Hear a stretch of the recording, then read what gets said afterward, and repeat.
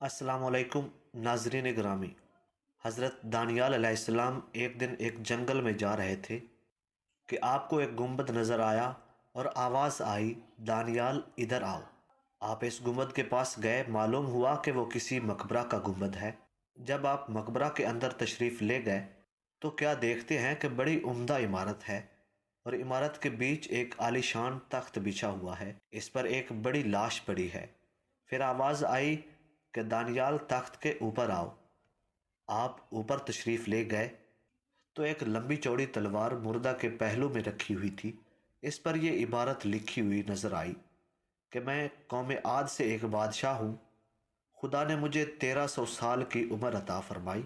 12,000 मैंने शादियाँ की, 8,000 बेटे हुए और लातादाद ख़जाने मेरे पास थे।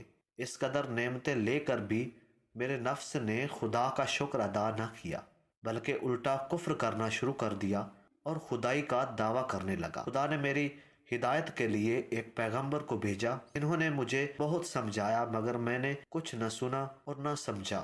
आखिरकार वो पैगंबर मुझे बद्दुआ देकर चले गए। अल्लाह रब्बुल इज़्ज़त ने मुझ पर और मेरे मुल्क पर कहत मुसल्लत कर दिया। जब मेरे मुल्क में कुछ भी पैदा न हुआ तब मैंने दूसरे मुल्कों में हुक्म भेजा कि हर किस्म का गल्ला और मेवा मेरे मुल्क में भेजा जाए। लेकिन जिस वक्त वो गल्ला या मेवा मेरे शहर की हद में दाखिल होता तो वो मट्टी बन जाता और सारी मेहनत बेकार जाती और कोई दाना मुझे नसीब न होता। इसी तरह 7 दिन गुजर गए। मेरे किला से सारे एहाली मवाली, सारे बीवियां बच्चे सब भाग गए। मैं किला में तन्हा रह गया। सिवाय फाका के मेरी कोई ग़िज़ा न थी।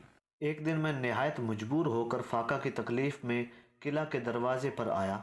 वहाँ मुझे एक शख्स नजर आया जिसके हाथ में गल्ला के कुछ दाने थे जिनको वो खाता चला जा रहा था। मैंने इस जाने वाले से कहा, एक बड़ा बर्तन मोतियों से भरा हुआ मुझसे ले लो और ये अनाज के दाने मुझे दे दो। मगर इसने ना सुना और जल्दी से इन दानों को खाकर मेरे सामने से चला गया। अंजाम ये हुआ कि इस फाका की तकलीफ में मैं मर गया। मेरी नसीहत है, जो भी मेरा हाल सुने वो कभी दुनिया के करीब ना आए। अल्लाह रब्बुल इज़्ज़त हमें इस वाक़े से नसीहत हासिल करने की तौफीक अता फरमाए।